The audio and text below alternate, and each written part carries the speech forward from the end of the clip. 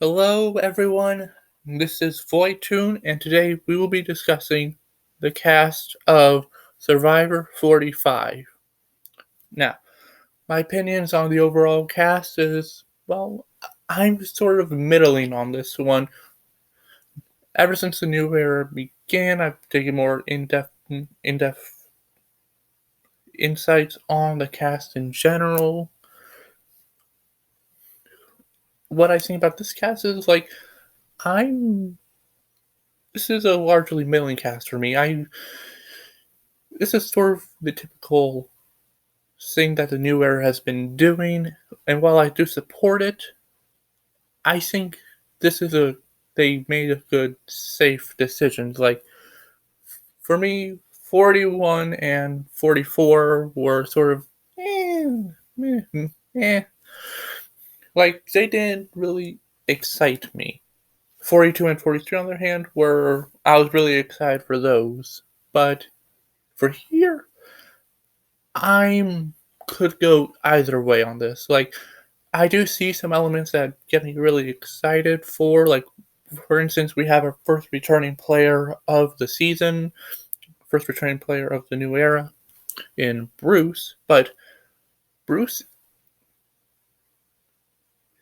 is a sort of returning player. He was on the cast for last season for 44, but he got to play 1 minute of Survivor before he got a concussion and had to get removed from the game. So even though he was on last season, he's still sort of like a new player because he never actually got to play the game.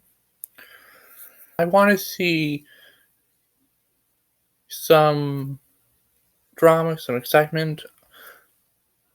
I'm middling on this cast in general so far. I just have to wait to see what they show us to get a full depth on what to expect.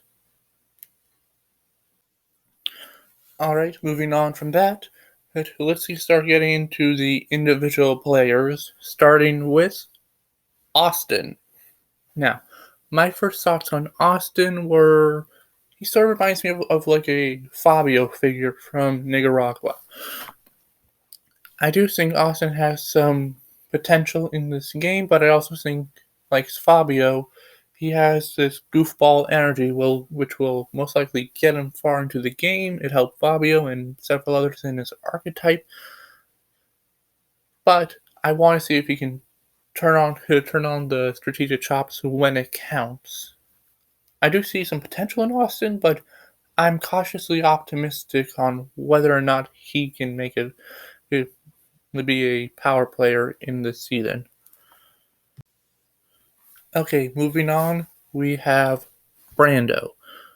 We have two Brandons in this season, but this one's going by Brando. Now, Brando is the typical new era player that I come to expect. He's a fan of the game. He wants to play hard, but also be mystique about it.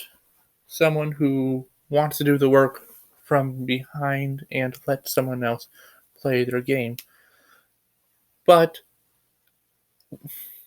I don't think Brando has much potential in this game. I think people will be able to figure him out. A lot of fans come into this game and they know what to expect. So I don't think Brando can play the same game that we've seen before, the same game he wants to play. So I'm not expecting great things from Brando. I suspect he'll be figured out early and be sent home. All right, backing off what I said before, we have Brandon.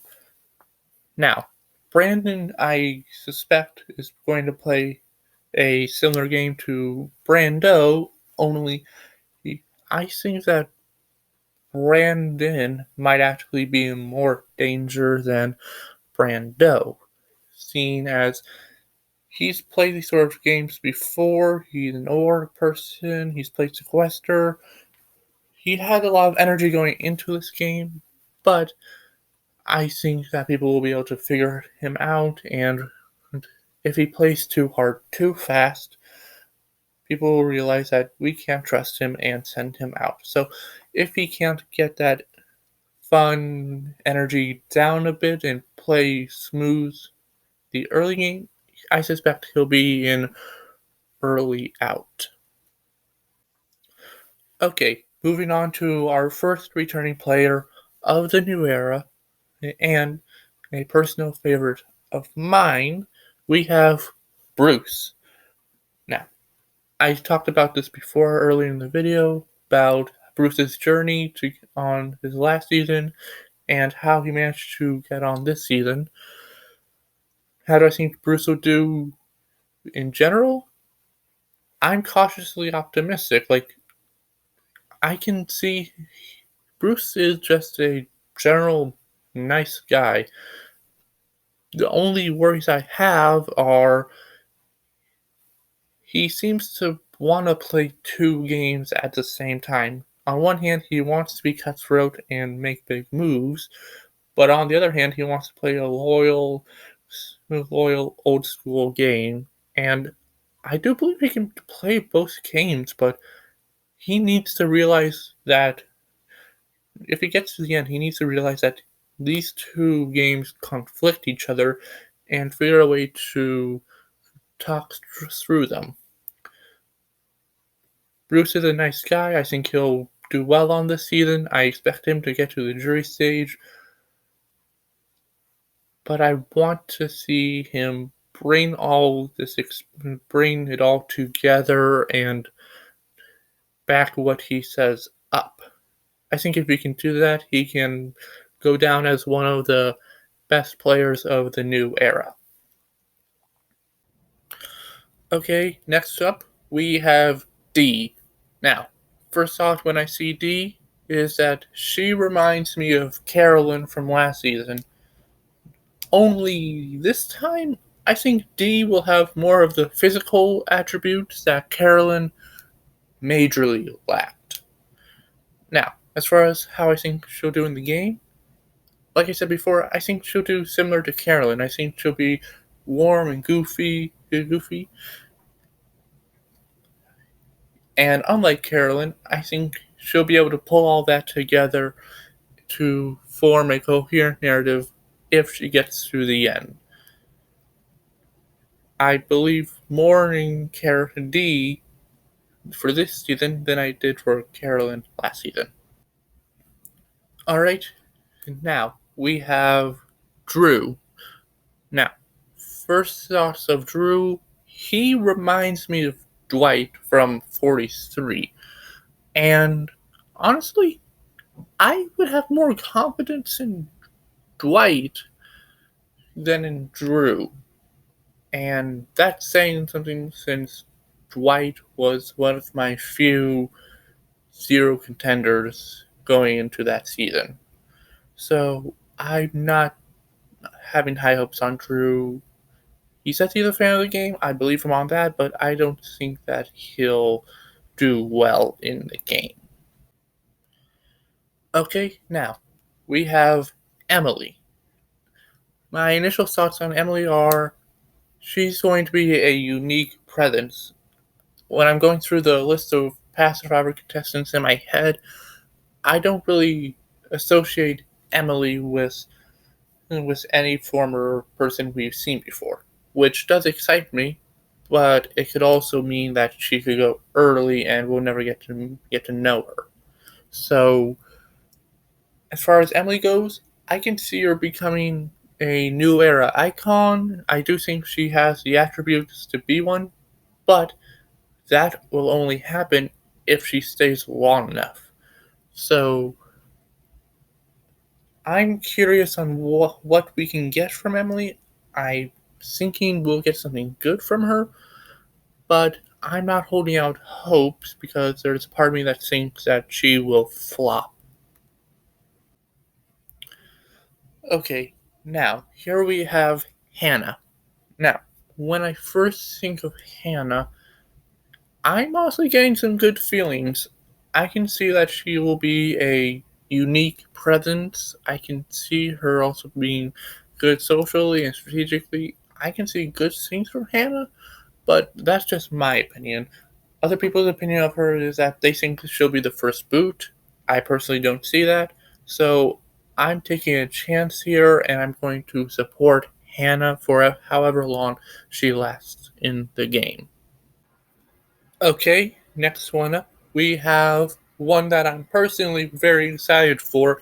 We have Jay Maya. Yes, you heard that correctly. Now, Jay Maya is a singer and a professional influencer on the outside world. I went into some of her songs. I really went down a rabbit hole there. Point is, she makes good content. I'll put a link down to one of her songs in the description. Now, as for how I think Jay Maya will do as a player, I'm not entirely sure how she'll do, but like this, the star power coming off, or like it's enough to blind me. Like, you know how you just get that feeling like this person's going to be memorable? I got that instantly with Jay Maya. Last time I got that feeling was with Cassidy, and I was 100% right there. So I'm going with my gut, saying that Jay Maya will do really well. I know from interviews that people want to associate with her, they want to align with her. The only thing that can hinder her is honestly if people believe that she will be weak in challenges, but I think her social credibility will make up for her lack of a physical game. I'm really looking forward to having Jay Maya on this season, and who knows, maybe if she ends up doing really well or winning, she'll make a Survivor related song. I'd like to see that. Now, going from opposite ends of the spectrum, we're going from someone I really like to someone I'm not really that excited for. We have Jake. Now, going into this, I thought Jake would be a lot more charming or something more memorable, just based on how prominent he was in the teaser from last season. But I'm not really getting that feeling from Jake. From what I see, is someone that's more ordinary. Like, I think Jake's a good guy. I think he might be a good player, but I'm just not getting that feeling. And I'm going to listen to that. Alright, we are going from one dud to another. We have Julie. Now, remember what I said about Jake earlier? And double it. Like, this woman is not resigning with me so much that I honestly think I'm seeing through the cast photo and just seeing through the background. Like, I'm not like, this is nothing to me. It's nothing against her personally, but like, I don't have a resemblance of face that she'll go far or do anything memorable. Okay, moving on to Caleb. Now, Caleb, after the last two, it feels like Caleb's a good shot of adrenaline because I'm more confident with Caleb. Like, I didn't think initially that I would be excited for him, but going into the background information and all that, I'm more excited for him now. Do I think he has a high likelihood of winning?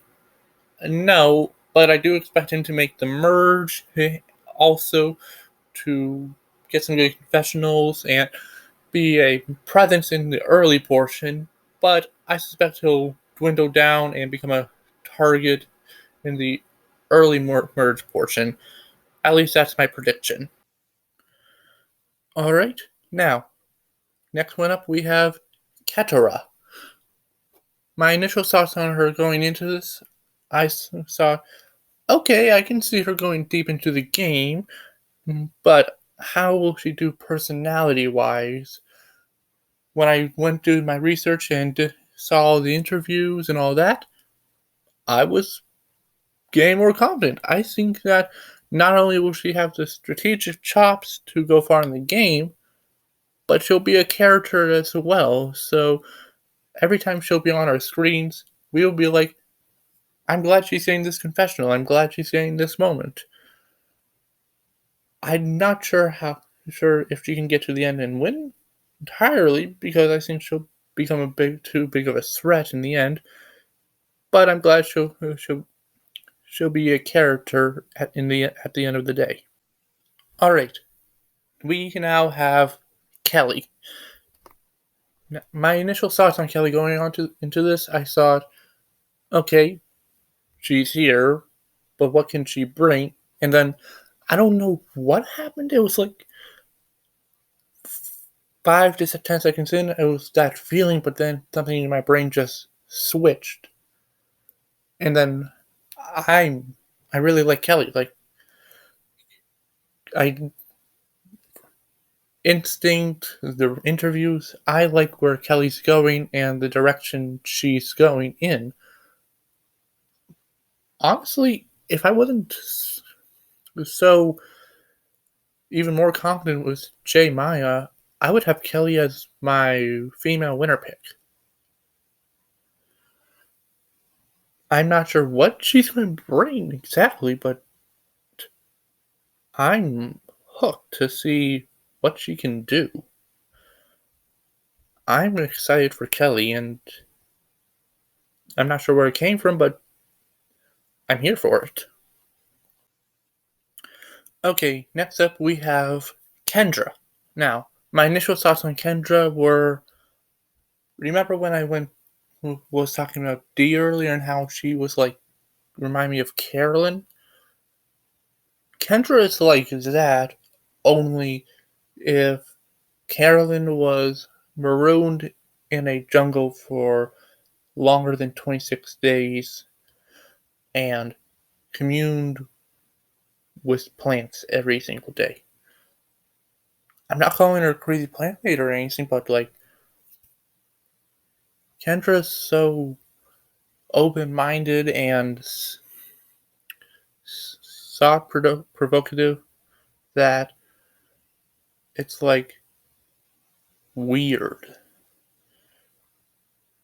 I think Kendra could potentially be a great player, but unless her initial tribe understands her mentality, I don't think she'll make it far into the game. Alright, here we have Sabaya. Now, I'm going to keep this one short. I don't have much to talk about Sabaya. She's your typical younger Survivor fan. I think she'll be good socially, but there's not much to differentiate from her from your average player. So unless she makes a big move, I don't see her being a large impact to the community on years down the line. Alright, moving on. It seems like Deja Vu, who we have Sean, and he sort of reminds me of Brando from earlier on in the video. From what I've seen, they sort of like have similar personalities, they have similar viewships on the game, and they seem to be in the same survivor archetype. I think whoever out of those two gets the furthest will be more remembered. And as far as impact on the game, this season, I honestly think Brando has a better chance of doing that than Sean. I can be proven wrong, but that's just my thoughts on it as of right now. Alright, moving on to our final contestant we have gotten here. We have Nicholas Sifu. He will be going by Sifu for this season. I think it's sort of a homage to his martial arts background. How do I think he'll do on this season? I'm cautiously optimistic. Like, there's a part of me I can see him having a good social game, and I think unless he's like being overplaying or just being a jerk on the season, like, I can see him easily making the merge. But other than maybe, like, Bruce, like, Bruce is a close second to this. He's the most physical guy on the cast, like, compared to, like, we got a lot of these, like, super fan nerd archetypes on this season, and, like, Sifu is, like, double the size of three of them combined. So, unless he can beast his way through the early, mid, and end sections easily, like, I think that just his sheer size alone will get him voted out,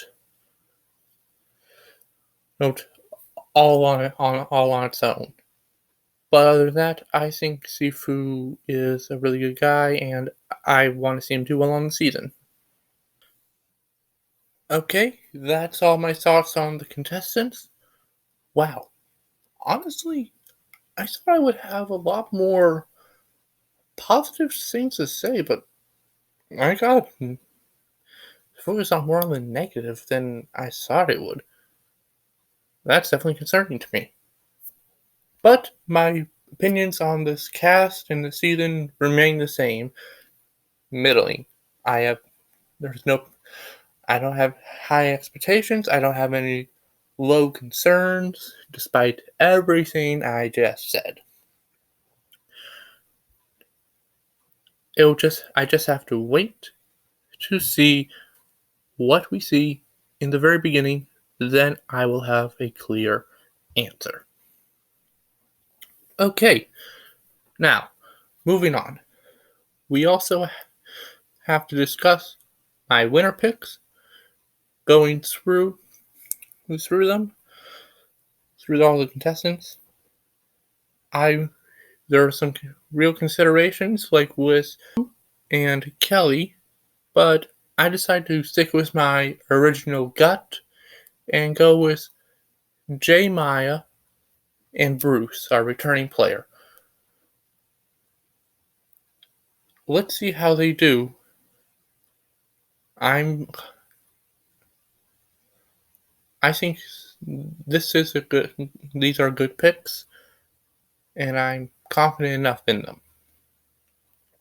Okay, moving on. This video is done.